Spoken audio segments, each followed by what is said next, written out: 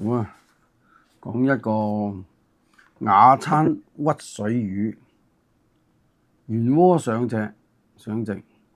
滋味香馥，大補元氣。相關猶存傳聞，雅餐屈水魚一向是粵菜的席上佳肴，其歷史非常悠久。1995年，廣州出土了一件東漢時代的陶造，此造為連環式船形，前切虎，中切虎，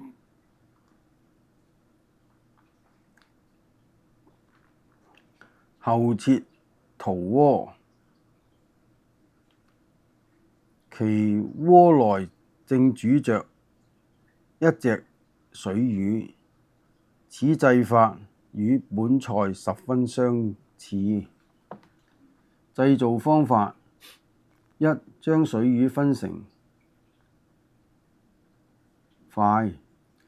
將水魚切成塊，每塊約重25克，用熱水浸過，用熱水飛過，撈出洗淨。二、炒鑊用中火燒熱，加花生油15克左右，落薑片、蔥條、水魚塊，煮薑汁酒，炒勻，加2湯100克略煨取出，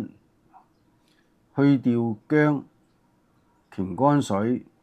先用生抽，後用生粉拌攪。三、砂鍋用旺火燒熱，落花生油，燒至6成熱，放入水魚，過油約1分鐘，連油一起倒入罩呢擎乾油。四、炒鑊放回火上，下蒜蓉、薑、陳皮、豆醬、水魚塊，煮紹酒浸透後，再下2湯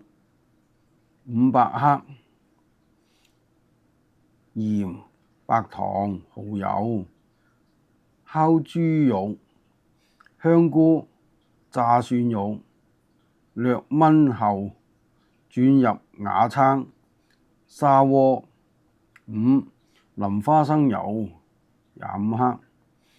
加用中火燜約30分鐘至燜爛，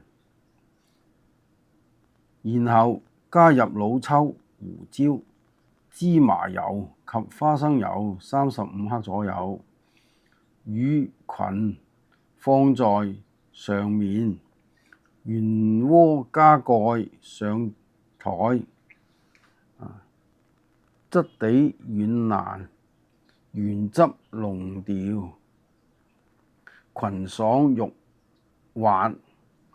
為了使菜式味道芬香濃郁，可加入50克火腿同燜，金華火腿同燜更有特色。呢個雅餐屈水魚啊，好啦，拜拜。